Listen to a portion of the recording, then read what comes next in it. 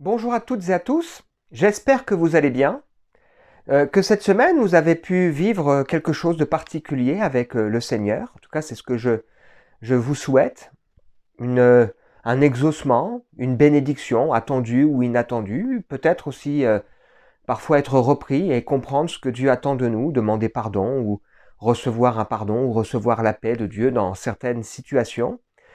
En tout cas, je prie que le Seigneur vraiment puisse travailler à nos vies à travers ce que nous allons partager ensemble ce matin, où nous allons poursuivre notre découverte des paroles de Jésus qu'il a partagées avec ses disciples lors du dernier repas, c'est-à-dire quelques heures avant sa mort. Alors, pour ceux qui ont suivi les messages depuis quelques semaines, quelques mois, on va aujourd'hui franchir un pas de plus, en particulier pour aborder des questions ou une question qui revient fréquemment. On a déjà eu l'occasion d'évoquer cette question, pourquoi la souffrance? Pourquoi le chrétien qui marche avec Dieu, qui essaye de vivre une vie intègre, Dieu permet-il cette souffrance? Et aujourd'hui, on abordera aussi la question qui revient parfois en disant, mais si le seul moyen de salut, c'est Jésus-Christ, la repentance, la foi, la compréhension de sa mort pour nous sur la croix, qu'en est-il de ceux qui peut-être n'auraient pas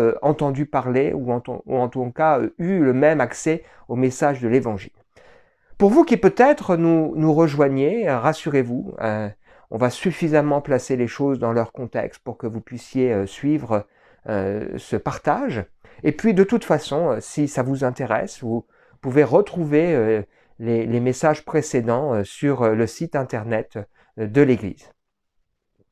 Alors, j'aime bien donner un titre au message que nous partageons, et le titre que je vous propose ce matin, c'est « Ignorant et pourtant totalement inexcusable ». Ignorant et pourtant totalement inexcusable. Dans ce titre, il y a deux adjectifs qui sont lourds de sens et qui sont pas forcément des adjectifs très élogieux ou très agréables. Ignorant, ça veut dire qu'il manque d'instruction, qu'il manque des connaissances de base, qu'il manque de culture générale, peut-être même d'éducation. Mais les synonymes qui sont proposés par le dictionnaire, c'est ignare et inculte.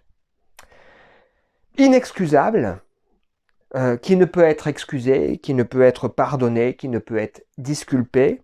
Et les synonymes sont indéfendable, inadmissible et injustifiable.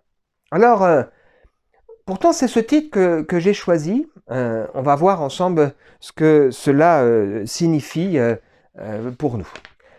Dieu ne veut pas que nous soyons ignorants. On sait combien le savoir est une arme. C'est une expression qui est assez populaire aujourd'hui. L'accès à l'éducation des enfants, c'est ce qui conduit à la liberté, c'est ce qui permet d'avoir le choix dans sa vie.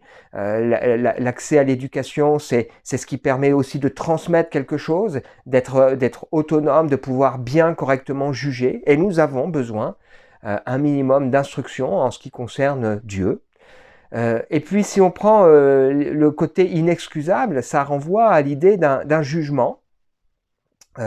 Et ça renvoie à l'idée qu'on ne pourra pas échapper et qu'on ne pourra pas se cacher derrière quelque chose. Pourtant, l'homme est très fort en excuses. Déjà tout petit, quand un enfant est repris par ses parents, il trouve des excuses pour dire c'est pas moi, ou j'ai pas tout à fait comme ça, ou c'est de la faute de mon frère, de ma sœur, ou de ceci, de cela. Plus tard, nous-mêmes, adultes, on peut parfois chercher des excuses dans nos relations pour justifier un oubli, pour justifier une maladresse, une parole, pour justifier une réaction un peu vive, ou pour ceux qui seraient un peu plus, j'allais dire, vicieux, justifier un retard avec ou un travail qui n'est pas fait pour un patron, etc., etc. On est vraiment fort dans l'art des excuses, mais il me semble que parfois nos excuses, elles ressemblent à quelqu'un qui met la tête comme une autruche dans le sable ou dans la terre pour se cacher et qui pense qu'il est caché alors qu'en réalité il est tout à fait visible. On est loin ici de ce qu'on voit dans les dessins animés, les Tex Avery, où vous avez un personnage corpulent qui avance et qui veut pas être repéré alors qu'il se cache derrière un arbre tout fin. devant Dieu, tout est transparent et tout est à nu. Et l'homme est vicieux par rapport à cette recherche d'excuses. En préparant ce message, je regardais un peu sur Internet, j'avais déjà entendu parler de ça. Il existe même des agences qui vous fournissent des alibis. Ça existe aux États-Unis, au Japon, en Allemagne et même en France. Alors on vous envoie un SMS, on vous passe un coup de fil au bon moment, on vous fournit une facture pour justifier un déplacement, ou alors on vous masque un achat que vous auriez pu faire, etc., etc. Et je lisais qu'une agence qui évoque ce sujet disait que 99% des gens qui ont goûté à ces services y reviennent. Et cette agence disait, mais on ne fait rien d'illégal. Ça veut dire on ne fournit pas de papier que la loi pourrait nous reprocher. C'est sous-entendu, pas de fausse identité, etc., etc. On fait cette différence entre ce qui est légal d'un point de vue humain et en oubliant peut-être ce qui est moralement acceptable ou non et pour lequel on aura à rendre compte à Dieu. Ça montre combien le cœur humain est profondément vicieux. Alors le but du partage de ce matin, c'est un peu de pointer du doigt ce à quoi sert la Bible. La Bible est là pour révéler Dieu. Qui est-il? Le but n'est pas seulement de savoir que Dieu existe, mais de le connaître et de voir ce qu'il attend de nous, de comprendre comment entrer en relation avec lui, comment le connaître. Mais la Bible est aussi là pour révéler le cœur, mon cœur. J'ai eu l'occasion plusieurs fois ces derniers temps, que ce soit le vendredi lors de nos études bibliques, si vous voulez nous rejoindre, il suffit de me contacter, je vous enverrai le lien Skype, ou encore le dimanche. La différence, la religion, elle explique des choses qu'il faut faire pour Dieu, alors que la foi, la Bible nous présente ce que nous devons croire et comment nous devons le vivre. Ça veut dire que Dieu, lui, il s'intéresse directement à notre cœur. Qu'est-ce qui se passe à l'intérieur? Qu'est-ce qu'il y a réellement derrière? Et devant Dieu, on ne peut pas tricher, on ne peut pas cacher. Et la Bible, quand nous la lisons, quand on laisse, honnêtement, le Saint-Esprit nous toucher, nous travailler, révèle ce qu'il y a dans le cœur. La troisième chose à laquelle sert la Bible, c'est qu'elle nous aide aussi à comprendre le monde. Pourquoi en sommes-nous là aujourd'hui? Qu'est-ce qui attend la suite? Et puis, elle nous donne aussi les armes pour faire face aux circonstances et dans ce sens aussi de réfléchir comment être utile. Dieu veut que notre vie ait du sens. Et il veut nous donner les armes en tant que chrétiens, en tant que croyants pour être utiles. Et puis enfin, elle nous prépare à la chose la plus importante. Elle nous prépare à l'éternité. L'éternité, nous croyons qu'il y a cette éternité qui attend le croyant dans la présence de Dieu. Il verra Dieu, il sera transformé, il recevra un corps nouveau. Il vivra quelque chose de concret dans une terre réelle. Dieu créera de nouveaux cieux, une nouvelle terre, où la justice, la paix habitera, mais où Dieu sera au centre, où la relation avec l'homme sera belle et propre et pure. Ou alors, malheureusement, pour celui qui n'aura pas fait le choix de Dieu, eh bien, il aura ce qu'il a choisi, c'est-à-dire il aura l'enfer sans Dieu avec son lot de souffrances et de peines éternelles. Ce que je viens de dire, finalement, c'est ce que nous dit Paul dans ce texte connu de la deuxième lettre à Timothée au chapitre 3 et au verset 16. Toute l'écriture est inspirée de Dieu et utile pour enseigner sur Dieu, enseigner sur moi, pour convaincre mon cœur, ma vie, pour corriger, pour instruire dans la justice, afin que l'homme de Dieu soit formé et équipé pour toute œuvre bonne. Alors, j'aurais pu me contenter de cette lecture de ce texte pour introduire le sujet de ce matin. Ceux qui me connaissent, ceux qui suivent, savent que j'aime bien donner un court passage pour nous guider dans le cheminement. Mais là, il me semble important de citer un psaume qui finalement va nous permettre de réfléchir sur toute la première partie de ce message avec juste finalement la mise en application concrète à travers ce texte de Jean que nous lirons dans cette deuxième partie de ce partage. Alors j'ai choisi donc ce passage du psaume 19, les versets 8 et 9, où il nous est dit ceci, c'est David qui parle, « La loi de l'Éternel est parfaite, elle restaure l'âme. » Elle restaure, ça veut dire elle nourrit, elle répare aussi. Le témoignage de l'Éternel est véritable, il rend sage l'ignorant. Les ordonnances de l'Éternel sont droites, elles réjouissent le cœur. Les commandements de l'Éternel sont purs, ils éclairent les yeux. Je vous invite vivement à relire ce psaume à la maison. En fait, ce psaume commence où David dit, contemple la nature, le ciel, il dit les cieux racontent la gloire de Dieu. Chaque jour en instruit un autre jour. Il y a dans la nature la révélation de la sagesse, de la bonté de Dieu, de la beauté, de cet équilibre, de ce Dieu qui ne change pas et les lois ne changent pas. La révélation aussi de quelque chose d'infiniment varié de la part de Dieu. Et David, lorsqu'il observe cela, est capable de le regarder avec émerveillement. Il considère aussi que le soleil joue un rôle majeur pour éclairer et présider à la journée. Et il enchaîne avec cette deuxième partie pour nous montrer comment lui considère son besoin et l'apport de la parole de Dieu, de la Bible. En disant, voilà, il reconnaît que l'enseignement de la Bible rend sage l'ignorant. Si vous lisez la suite de ce psaume, vous verrez que David va prier pour que Dieu se révèle à lui. Il dit, ton serviteur en reçoit instruction. Pour qui les observe, la récompense est grande. Qui connaît ses égarements? Pardonne-moi ce que j'ignore. Ce psaume, il est riche. La nature nous parle, nous révèle Dieu, ce qui fait que, pour reprendre un texte de Paul, l'homme est inexcusable s'il pense qu'il peut dire « moi, j'ai jamais entendu parler ». La nature est là pour l'interpeller, pour l'inviter à chercher Dieu. Mais derrière, dans cette démarche de découvrir qui est Dieu, nous avons besoin aussi de cette révélation plus complète qui nous a été donnée à travers le texte biblique. Et David, qui pourtant est probablement un homme remarquable sur le plan intellectuel, sage, il était auteur, compositeur, il jouait de la musique, il chantait, il était un roi puissant, il était donc connu pour ses exploits, un homme tactique, vraiment intelligent, reconnaît, j'ai besoin que le Seigneur m'instruise. Ce matin, j'aimerais que nous fassions ensemble cette prière, Seigneur, j'ai besoin qu'à travers ta parole, tu puisses aussi m'instruire. Tu puisses me montrer, que tu puisses, Seigneur, m'enseigner ce qui est nécessaire pour mon cœur et pour ma vie.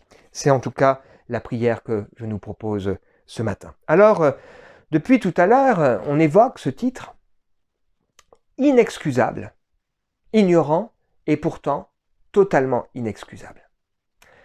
C'est un thème qui revient souvent dans l'Écriture. L'apôtre Pierre se rend au temple avec Jean, au début du livre des Actes, juste après la Pentecôte. Ils croisent sur leur route un homme qui est là, boiteux de naissance, qui tend la main et ils vont dire on n'a pas d'argent, on n'a pas d'or, mais au nom de Jésus, lève-toi.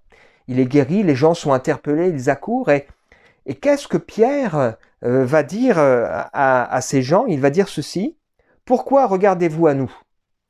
Le Dieu de nos pères a glorifié son serviteur Jésus, que vous avez livré et renié devant Pilate, qui était d'avis qu'on le relâche. Vous avez renié le saint et le juste. Vous avez fait mourir le prince de la vie, que Dieu a ressuscité des morts et nous en sommes témoins. C'est par la foi en son nom que son nom a raffermi celui que vous voyez et connaissez. C'est la foi en lui qui a donné à cet homme cette entière guérison en présence de vous tous. Maintenant, je sais que vous avez agi par ignorance, ainsi que vos chefs. Mais Dieu a accompli de la sorte ce qu'il avait annoncé d'avance, par la bouche de tous ses prophètes. Christ devait mourir. Repentissez-vous donc et convertissez-vous pour que vos péchés soient effacés. Clairement, Pierre dit, vous avez fait le mal, vous étiez ignorant, parce que sinon vous ne l'auriez pas fait, vous n'aviez pas compris, vous n'avez pas réalisé, mais pourtant vous êtes quand même responsable. Repentez-vous. Ce thème revient aussi de la part de Paul. Il se définit lui-même, il dit autrefois, j'ai été dans l'ignorance et j'agissais dans l'incrédulité. Ceux qui connaissent la Bible savent que pourtant Paul était un érudit. C'était un docteur de la loi, un pharisien. Il avait une grande connaissance, mais il dit j'étais ignorant. C'était un homme qui vivait pour sa foi. Et pourtant, il disait, j'étais dans l'incrédulité. Jusqu'au moment où ses yeux se sont ouverts. Et il a découvert le Seigneur Jésus. Et quand il annonce l'évangile à des gens qui sont loin de Dieu, on appelle ça des païens, c'est-à-dire des gens qui n'ont pas cette connaissance juive, qui croyaient à toutes sortes de dieux, il leur dit, voilà, Dieu annonce. Malgré qu'il ne tient plus compte des temps d'ignorance, il a envoyé Jésus-Christ et il vous invite tous à vous repentir et à vous tourner vers lui. Actes, chapitre 17. Il jugera un jour le monde par l'homme dont il a donné à tous une preuve certaine, en le ressuscitant des morts. Il y aurait encore de nombreux textes par rapport à ce sujet. Ignorant, mais pourtant totalement inexcusable ou totalement responsable. Ça nous amène à la deuxième partie et en particulier à ce texte que nous allons partager ensemble. On va considérer ce matin 4 versets de ce discours de Jésus à ses disciples. Alors, avant de prendre ces 4 versets, très riches, vous allez le voir, il me semble important de relire juste le contexte. Jean chapitre 15, c'est le contexte, versets 17 à 21. Jésus parle et il dit ceci, « Je vous commande, ce que je vous commande, c'est de vous aimer les uns les autres. Si le monde a de la haine pour vous, sachez qu'il m'a haï avant vous. » On a vu ensemble l'importance que Jésus met de ce que doit être l'Église, un endroit où des hommes et des femmes qui connaissent Dieu s'aiment et se soutiennent. C'est d'autant plus important que Dieu sait, que Jésus sait et que Jésus dit que clairement, ce ne sera pas simple de vivre sa foi. Et donc, nous avons besoin de ce soutien parce que le monde a de la haine pour vous parce qu'il a été haï par, il a déjà haï Jésus. Une des raisons qui peut expliquer la souffrance, hein, on a abordé ça dans ce partage, c'est difficile jusqu'à, c'est de montrer que le monde n'a pas voulu de Jésus parce que Jésus dérange et pointe du doigt le cœur mauvais de l'homme. Et le croyant, qui connaît Dieu, qui essaye de vivre simplement sa foi sans surtout apporter de jugement aux autres, on n'est pas là pour se juger les uns les autres, il dérange. Comment expliquer que l'homme tremble lorsque la police l'arrête sur la route et qu'il n'aime pas le policier qui est là, pourtant pour sa sécurité? Comment expliquer que l'homme n'aime pas un jour de devoir être confronté à la justice? Alors bien sûr, il y a les policiers véreux, il y a les juges iniques, mais d'une manière générale. Comment expliquer que si demain vous recevez un coup de téléphone, on vous dit voilà, c'est les impôts, on a décidé de vous contrôler, on tremble, on n'est pas à l'aise. Ça nous fâche, alors qu'on devrait normalement vivre les choses sereinement. C'est pas pour notre mal, c'est pas pour nous faire... normalement, ça ne devrait pas être pour nous piéger. Pourquoi, comment expliquer que quand il est question, quand un enfant pose des questions sur notre vie, notre histoire, notre passé, et qu'il veut mettre le doigt sur des choses qui ne sont pas claires, on n'a pas envie de lui répondre, on est mal à l'aise, parce que ça pointe du doigt le péché. Jésus rappelle ici que le monde a de la haine contre le bien, et il a haï Jésus dès le début de sa vie. Alors on poursuit, si vous étiez du monde, le monde aimerait ce qui est à lui, mais parce que vous n'êtes pas du monde, que je vous ai choisi du milieu du monde, à cause de cela, le monde a de la haine pour vous. Souvenez-vous de la parole que je vous ai dite. Le serviteur n'est pas plus grand que son maître. S'ils m'ont persécuté, ils vous persécuteront aussi. S'ils ont gardé ma parole, ils garderont aussi la vôtre. Et ils vous feront toutes ces choses à cause de mon nom, parce qu'ils ne connaissent pas celui qui m'a envoyé. Et on a eu l'occasion donc d'évoquer pourquoi la souffrance dans ce monde, le mal, à travers ce message intitulé « C'est vraiment difficile pour moi à comprendre jusqu'à » et on vous invite à l'écouter ou le réécouter. Et puis on a évoqué aussi cette deuxième question qui nous taraude. Ok, on comprend l'injustice, mais Dieu pourrait quand même nous protéger.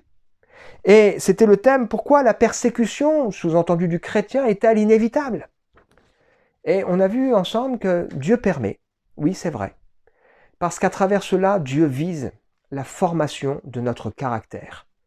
Il nous et à travers cela, il vise la compréhension de l'importance pour nous de dépendre de lui. Et c'est vrai que c'est dans les moments de difficulté qu'on crie au Seigneur et qu'on a besoin de se rappeler que Dieu, Jésus, nous comprend pleinement. Mais aussi à travers cela, il vise cette formation de caractère pour nous permettre nous aussi de comprendre le caractère de Jésus.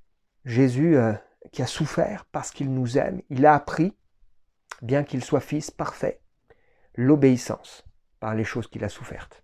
Facile d'obéir hein, quand tout va bien, quand ça va dans le sens de ce qu'on veut, mais c'est difficile quand ça nous pèse, quand ça nous coûte.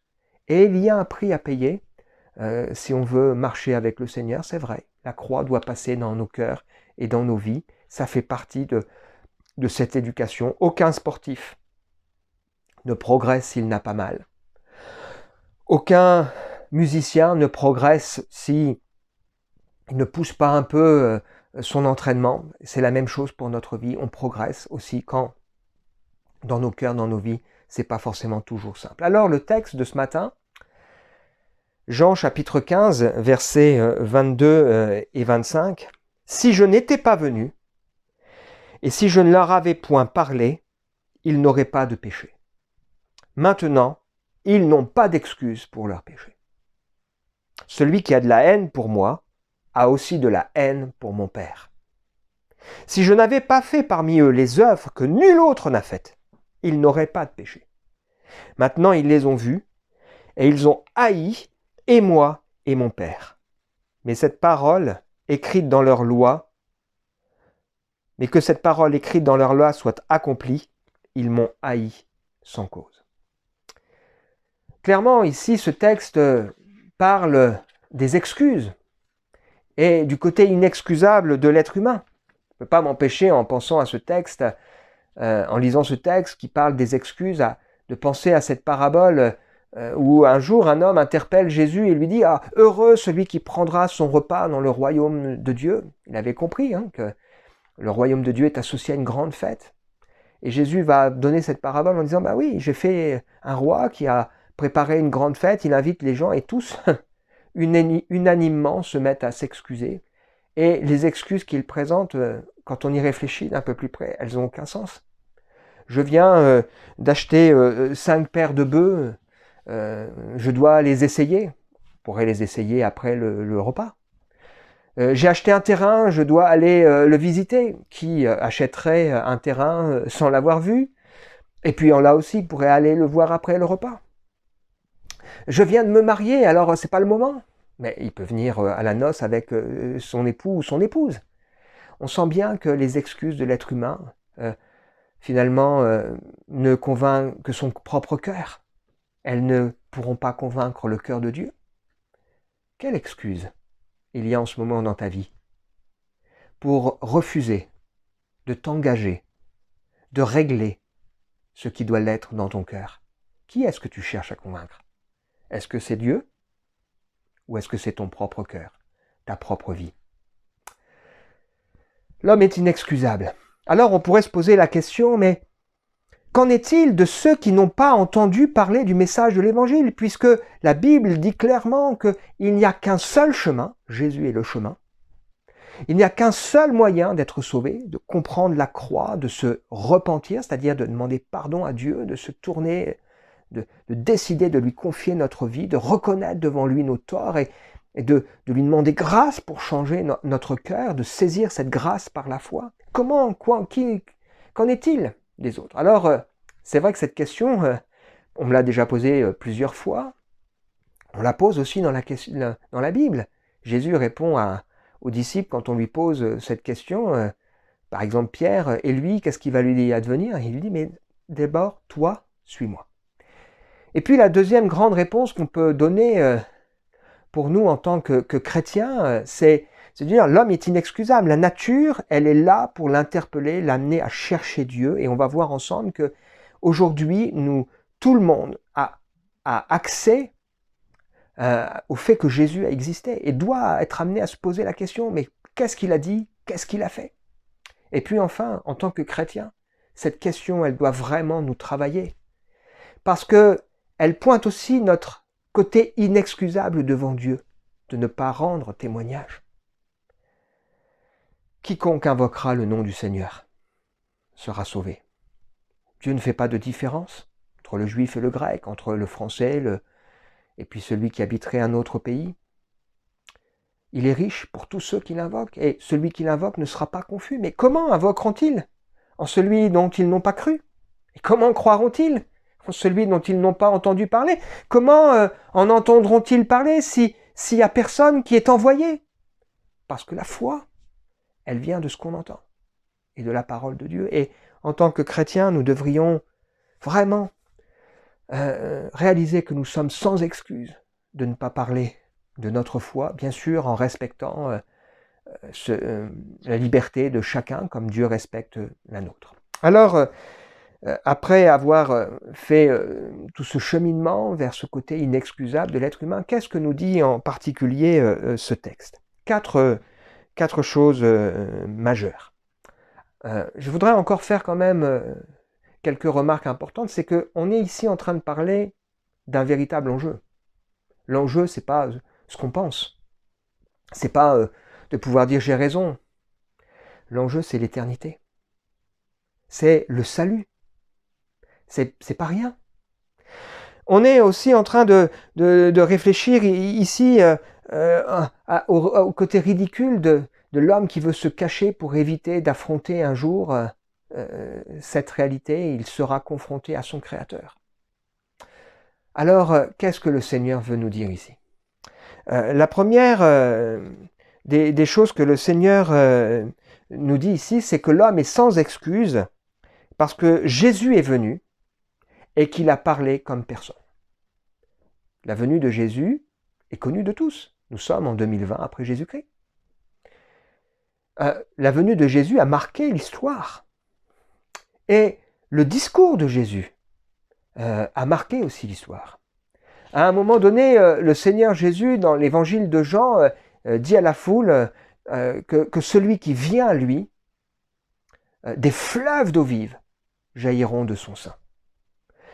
Il annonce ici l'action que le Saint-Esprit ferait dans le cœur de l'homme et rendrait donc cet homme utile. Et la Bible nous dit que la foule qui était là était touchée et se pose des questions, mais c'est peut-être un prophète, c'est peut-être celui qui est annoncé, le Christ.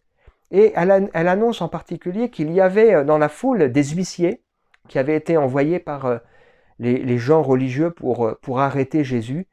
Et les huissiers repartent et disent à ceux qui l'avaient envoyé, « Jamais homme n'a parlé comme cet homme. » Et les gens leur disent, « Mais alors, il vous a touché, lui, vous aussi. » Jamais homme n'a parlé comme cet homme.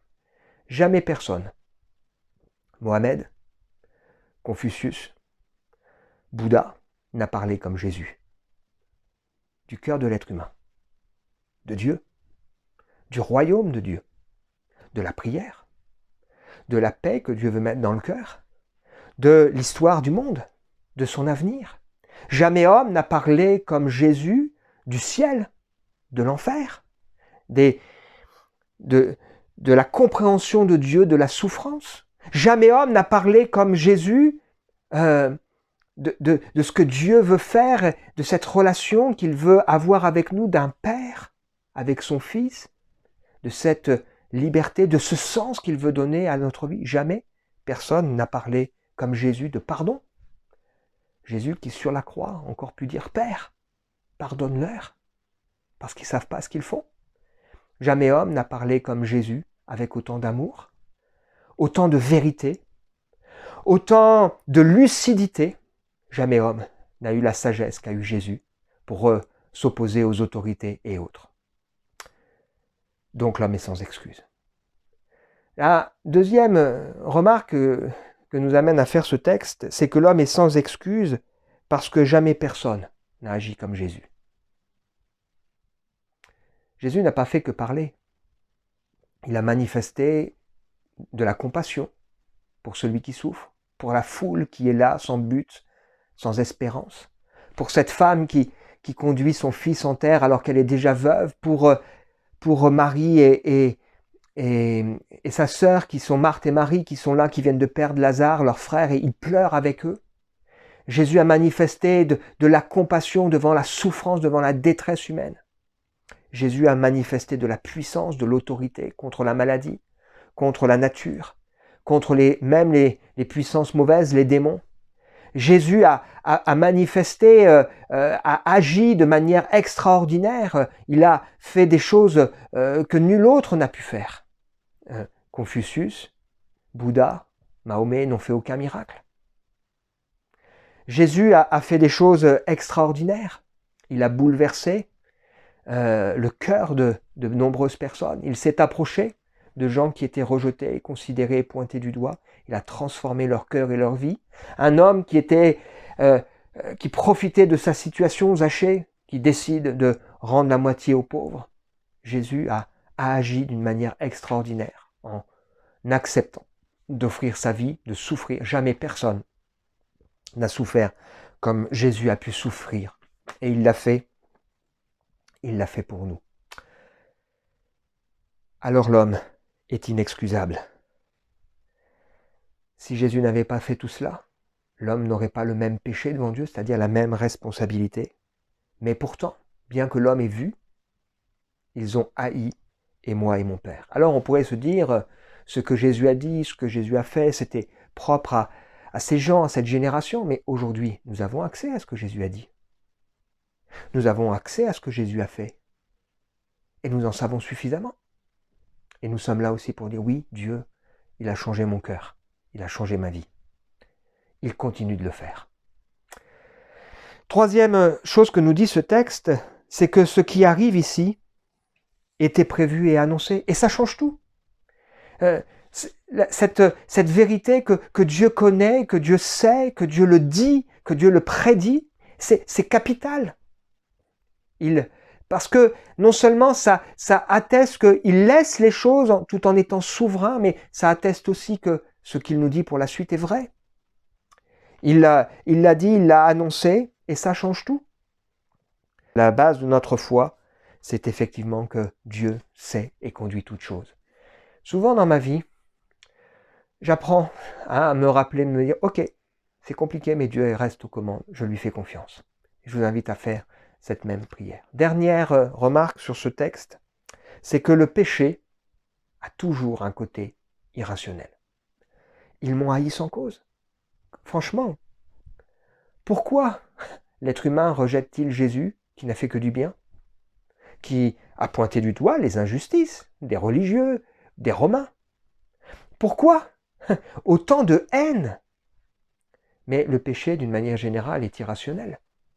Pourquoi de la violence dans un foyer? C'est irrationnel. Les féminicides, la violence sur des enfants, la pédopornographie, même sur des bébés, c'est irrationnel. Les massacres des Juifs, c'est irrationnel. La haine qu'on voit aux États-Unis ou qu'on voit se produire en France, les gens qui cassent tout pour défendre la justice, est-ce que ce n'est pas irrationnel? Prenez n'importe quel péché, vous verrez que dans ce péché, il y a un côté irrationnel. Quand un homme décide ou cède, il trompe sa femme, c'est irrationnel quand on pense aux conséquences. Quand quelqu'un triche, c'est irrationnel au risque de se faire prendre ou au risque d'un jour d'être mis à nu et voilà. Quand quelqu'un vit avec des excès de table, excès de cigarettes, c'est irrationnel. On sait que c'est mauvais et on le fait quand même. Le péché a quelque chose d'irrationnel. La torture, la zoologie, les jeux, tout ça, ça a un côté irrationnel. L'usurpation, autant de raisons pour lesquelles le mal reste un mystère. On pose souvent la question, comment ça se fait qu'il y a le mal? Si on était capable d'expliquer le mal, on serait capable en même temps de le justifier. Mais le mal est inexcusable et injustifiable. Conclusion, je reviens sur ce qu'on a dit en introduction. La loi de Dieu est parfaite. Elle nous redonne la vie. La version du sommaire nous dit ceci: toutes ces affirmations sont dignes de confiance. Aux gens sans détour, elles donnent la sagesse. Aux gens sans détour, elles donnent la sagesse. C'est-à-dire à ceux qui sont droits, honnêtes, elles donnent la sagesse. Et de la même manière que David priait, moi je veux faire cette prière, Seigneur, Aide-moi à aimer ta parole, à accepter ta parole, à comprendre ta parole. Transforme mon cœur et transforme ma vie. Montre-moi même les péchés dont je n'ai pas conscience. La parole de Dieu est vraie. Je termine par ce texte qui nous servira aussi de prière, qu'on trouve dans la lettre aux Hébreux, au chapitre 2, où il nous est dit ceci. Nous devons encore prendre plus au sérieux les enseignements que nous avons reçus, afin de ne pas être entraînés à la dérive. En effet, la parole transmise à nos ancêtres par des anges est entrée pleinement en vigueur. Chaque infraction, chaque désobéissance a reçu la sanction qu'elle méritait. Alors comment pourrons-nous échapper nous-mêmes au châtiment si nous négligeons un si grand salut? Ce salut a tout d'abord été annoncé par le Seigneur lui-même. Ceux qui l'ont entendu en ont ensuite confirmé la validité pour nous, et Dieu a authentifié leur témoignage en y ajoutant le sien, c'est-à-dire en accomplissant toutes sortes de signes miraculeux, d'actes extraordinaires, de manifestations diverses de sa puissance, et en accordant à ses témoins, selon sa propre volonté, de recevoir chacun sa juste part de l'Esprit Saint.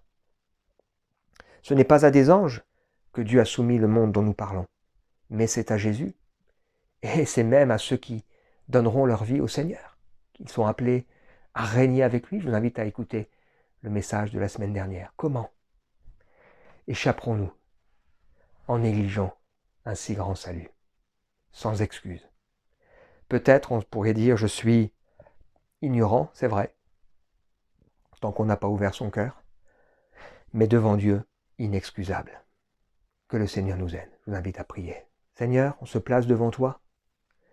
On ne veut pas seulement regarder aux autres, on veut déjà regarder à nos propres vies. Je veux faire mienne cette prière de David, Seigneur, que ta loi pénètre dans mon cœur et montre-moi et pardonne-moi même les péchés que j'ignore.